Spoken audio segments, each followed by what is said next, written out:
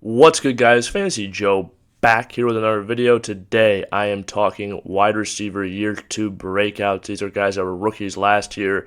Typically, there's some guys that are rookies that take a massive jump in production heading into that second season. We're going to try to identify those guys so you can get them on your rosters for fantasy football in 2023. If you can do that, it's going to be a major difference maker in you winning your fantasy championship or not. There's always guys in this tier that make that leap. Some of these guys are 6th, 7th round picks, and if they make that leap, they're going to be absolute dynamite for fantasy football. So we're going to break all these guys down. If you guys are new to the channel, make sure to hit that subscribe button, hit that like button. If you have any questions or comments, leave them in the comment section down below. I'll respond as always, and it really helps out the algorithm, all the likes and comments. Subscribe. I have values on the channel now. Bust sleepers coming your way shortly. A lot of videos are dropping each and every week, so you're going to check that out. Let's talk rookies. First up, we're talking about Drake London, wide receiver. He was the 8th overall pick for the Falcons a year ago, and the size, obviously, you can see 6'4", 213, 4'5", 40. Not bad for a player his size. And had a pretty reasonable rookie year production-wise. 117 targets, 72 receptions, 866 yards, 12 per catch. Really good numbers when you consider how poor Marcus Mariota played last year. I think that's the thing you have to look at, too. They passed the ball a second least in the league, but he had a 30% target share, almost 29.4. Number 5 in all of football. Another thing we should look at for him, yards per route run as a base statistic. He was number 11, even if you adjust it, number 14. I don't expect them to throw the ball a lot more, but I do think they will, be around 25 to 30 attempts, somewhere in there. Low passing volume team for sure, but if he's hauling in 30% of the targets and the quarterback play between Desmond Ridder and Taylor Heineke is better, I think Drake London is due for a much better season than his rookie year. I expected him to have about 1,000 yards and 7 touchdowns, something like that. Obviously, he could do better if the quarterback plays well. I think if Taylor Heineke plays, he will play very well. And another stat I wanted to point out that he was heavily utilized that in the red zone. 15 red zone targets as a rookie is really nice. If he gets up to 18 or something this season, cracks that top 15 in red zone targets in the NFL. And like I said, he's big. He can make those touchdown catches in the red zone, in the paint, where it's tightly contested, go up over somebody. But yeah, I think the big thing for him when I watch the film is just he's a really good route runner for how big he is. He's very fluent with the ball in his hands. Honestly, just has very good movement skills for his size. And he's a guy currently going in the 5th round of drafts. I like taking him there. I think that's good value. I do think you just have to throw some water on the argument, though. I don't think they're going to have elite quarterback play. I don't think he's a guy who's going to be a top 12 wide receiver this year unless, Cameron Ridder or Taylor Heineke plays phenomenal and they get a big chunk of the season. But I really don't see that happening. So I think his ceiling is closer to that 1,000, maybe 1,100 yards range. But he could still catch 7 or 8 touchdowns going around 5. I think that's still a great draft pick. Just might not have the ceiling of some of these guys we're going to talk about here in a second. Okay, next up we have the 10th pick in the draft, Garrett Wilson. He was the offensive rookie of the year. We see those combine numbers are obviously excellent, 4.38, 94th percentile in that 40-yard dash. Really good numbers there. Didn't necessarily have insane production in college, but still a 30% dominator isn't bad by any means. I think one thing I've noticed about Garrett Wilson's game is just his body control is excellent. And obviously I think he is a good athlete. And then this rookie year, he had 147 targets. That was top 10 in the NFL in targets as a rookie. 83 receptions, 1,103 yards, 13.3 per, and 4 receiving touchdowns. As we get down here into some more advanced stats, 25% target share, which is a really nice number. 87.5% route participation. I think that might probably go up to 90%, something like that, this next season. And I think one of the other thing we got to look at is yards per route run, 2.02, which is not a bad number as a rookie, 29th. Obviously, Drake London was pretty prolific in that stat, but he didn't have the same amount of target volume. And I think played with the worst quarterback. I think that's the big thing. Garrett Wilson had 1,100 yards last year in spite of Zach Wilson. Now he gets Aaron Rodgers, one of the most accurate quarterbacks in the history of the NFL, one of the best quarterbacks in the history of the NFL. He was great last year when he was playing before that thumb injury in week 4. He broke his thumb, played basically the rest of the season with that injury. and really just didn't have a bunch of talent around him. Nobody like Garrett Wilson. I think Garrett Wilson's going to have a phenomenal rookie year. The thing is, when I look at when he had 1,100 yards as a rookie, and this year you give him Aaron Rodgers, and I think he'll get a similar type amount of targets, if not more, 150, something like that. I think 1,300 yards is kind of where I would see Garrett Wilson having at least that this year. Worth a pick to me at the end of the second round after the top 8 wide receivers go. I am looking Garrett Wilson's way. I think he's a worthwhile pick at the back of the second round. If I get him in the beginning of the third, I'm ecstatic. I just think with the quarterback, I think Rodgers will play well. I think Garrett Wilson's a star, and I think it's going to be a dynamite combination for fantasy football. So I'm taking Garrett Wilson basically everywhere I can get him. Next up, we have Chris Olave. Went 11th overall in the NFL draft, 4.39 40. Again, very, very fast, great numbers, and he is an excellent route runner, just extremely smooth getting in and out of breaks. He was in my sleepers video last year because I projected him for 1,000 yards as a rookie. Obviously, he got it, so we were right there.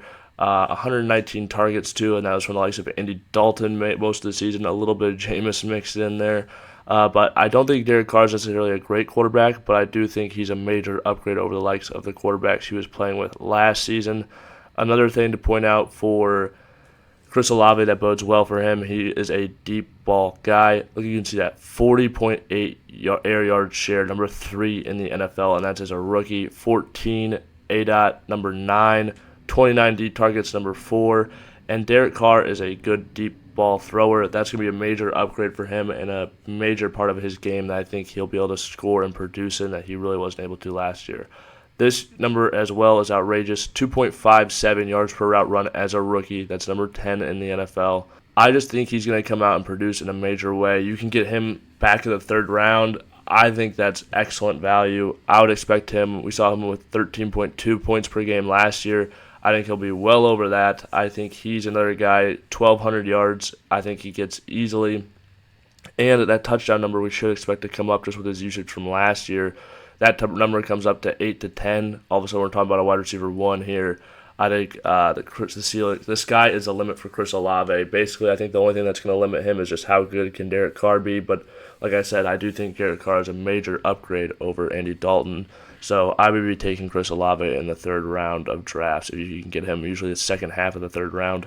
I like that value personally. Okay, next up we have the 12th pick in the draft a year ago, Jameson Williams. He ran that 4.3 40-yard dash, which is absolutely ridiculous. That's 99th percentile. He was obviously didn't play a whole lot last year, had that one reception coming off that ACL injury, but he took it 41 for a touchdown, but 9 targets, 1 reception, not a great ratio. Honestly, there were just about a lot of bad vibes for him coming out of Detroit last year, just about his rehab, the process he was taking, maybe making decisions that weren't in the best interest of his body, things like that. Obviously, that's a concern, and now he's going to miss the first 6 games of this year. But I do think if you're going to look back at all these receivers, Jameson Williams would have been the guy I ranked number 1 pre-draft. I mean, I did rank him number 1 pre-draft, which does make me think that he's worth the risk. But 6 games is such a long chunk of the season to sit there and have him hold on your roster. Honestly, not my type of draft pick. Usually it's the guys I take just because I want to be rolling over that bottom of my roster a lot at the beginning of the season. Someone in the 10th, 11th round where you're taking him, if he doesn't produce and you know he's not going to, would easily get cut in any other situation, and then you're banking on him to step up in a major way. We really haven't seen him produce in the NFL yet. Like I said, the talent is off the charts, but is he going to be locked in enough to come back and produce? In the 10th round, I've taken him in drafts before because of the options around him, but I think I'd have to be in the 11th round, and you just really got to be a Jameson Williams believer.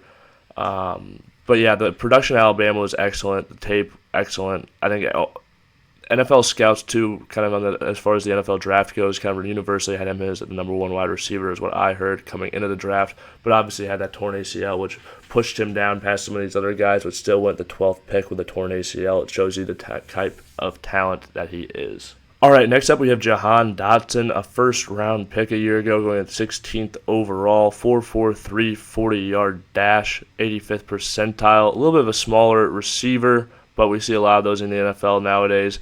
He only was able to suit up for 12 games, 61 targets, 35 receptions, 523 receiving yards, good for 14.9 per and 7 receiving touchdowns. Really killed it in that department. I do think that he flashed enough as a rookie that he is going to be the number 2 receiver on this offense to Terry McLaurin.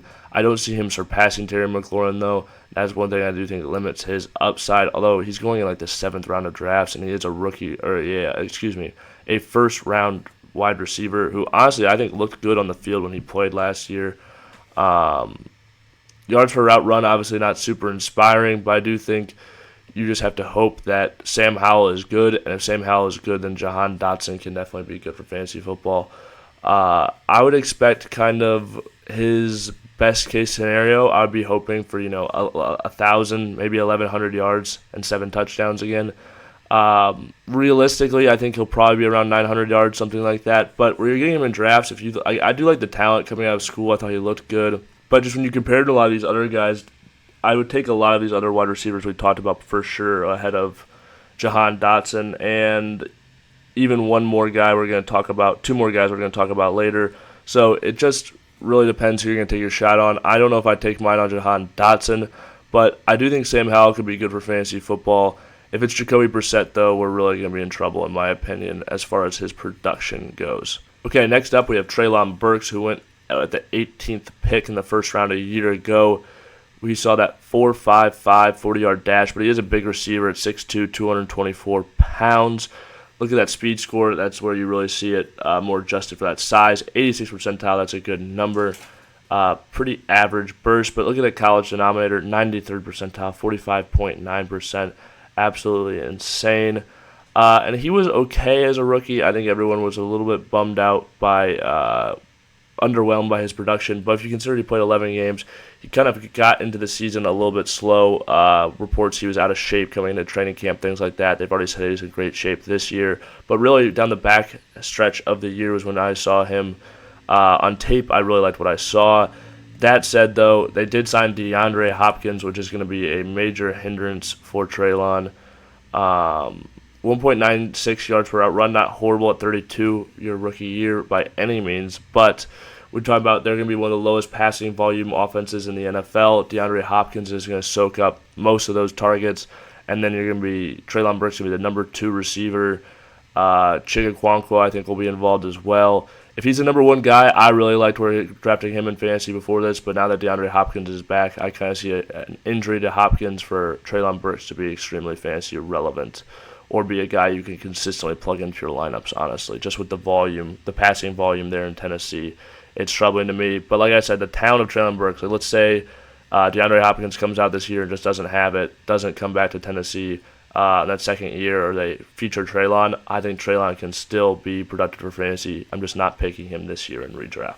Okay, next up we have Christian Watson of the Green Bay Packers, taking the second pick in the second round a year ago. 4.36 40-yard dash, 96th percentile, 98th percentile speed score when you account for his height. He is 6'4", 208 as well with that 40-yard dash score, which is absurd. 82 percentile in burst score as well. Really good numbers, just an insane athlete for his size. It's really remarkable, honestly. If we look at him last year, too, 14 games, 65 targets, 41 receptions, 611 yards, 14.9 yards per reception, and 7 receiving touchdowns. Scrolling down here, he only had a 15.2% target share, which is the thing that I think you have to think about him.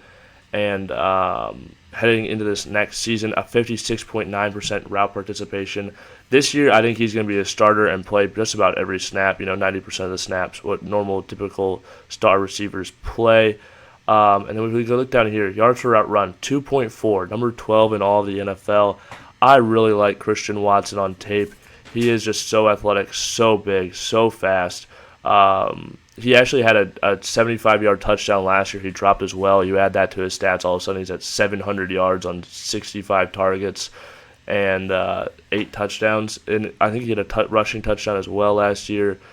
He is just remarkable, and I think obviously the biggest thing for him is I do think this 15% turns into 22 to 25%, probably 25, honestly. I think he'll get 110 targets this season, and he doesn't have Aaron Rodgers, but if Jordan Love is good, Christian Watson is going to be a smash play for fantasy football. He's going in the back of the 5th round, beginning of the 6th round. I think he's worthy of the draft pick there to me, just because of the upside I think is so high. And like I said, his speed is just remarkable for how big he is. I'm not saying this is exactly how good he is or anything like that, but it's like Mike Evans. If Mike Evans was crazy fast, if he ran a 4.3, you're getting that type of a player, and I think you just have to take a shot on guys like this. He really just took off over the second half of the season, and I think, like I said, he gets 60 receptions with the type of player he is. He's going to average 14 plus per catch. He's going to do some damage, going to get in the end zone a lot. A guy who can push the field. We've seen him and Jordan Love connect deep in practice already a few times, so I like taking the shot on Christian Watson. Okay, our last guy we're going to preview, George Pickens, 20th pick in the second round, 4.47 40-yard dash at 6'3", 200 pounds is a nice number, 102.9 or 79th percentile, in speed score. Really, his tape at Georgia was phenomenal. He just got hurt a lot, and so that's why he fell to here. If he had been able to play more, obviously he would have been a first-round pick.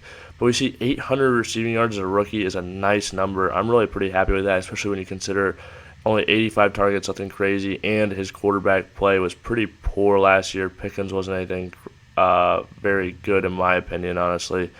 And Mitch Trubisky played some games. 1.54 yards per route run. You want to see that number be better, obviously. But I do think he is going to get some deep balls. He's going to get passes down the field in this offense, and I think Pickens does look for him. So I project him for to be close to 1,000 yards this year, and where he's going in drafts right now, I think he's a worthy draft pick. He's another guy who 4 touchdowns, I believe, last season, but 5 total touchdowns last season, but could just be absolutely, he's a guy who can haul in 9 touchdowns because of the type of catches he can make and the targets he gets down the field. I could see that happening. That said, I wouldn't be shocked. I don't know. I think his upside is somewhat limited too, just because I don't think Pickens I do think is good. I don't think Kenny Pickett is that good. There are obviously other guys who are headed into their second season that were rookies last year, but these are the guys I think have the highest chance of hitting, the guys I wanted to cover. So that's why we discussed them and left some other guys off. This video will just be really long. If you guys have made it to this point in the video, please hit that like button, hit that subscribe button. Let me know which of these second-round wide receivers you're taking a chance on this year in your drafts down below in the comments. And if you have any other comments, any fantasy questions, let me know. I will respond, as always, to all comments. And please hit that subscribe button. This has been Fantasy Joe. Thank you guys for watching.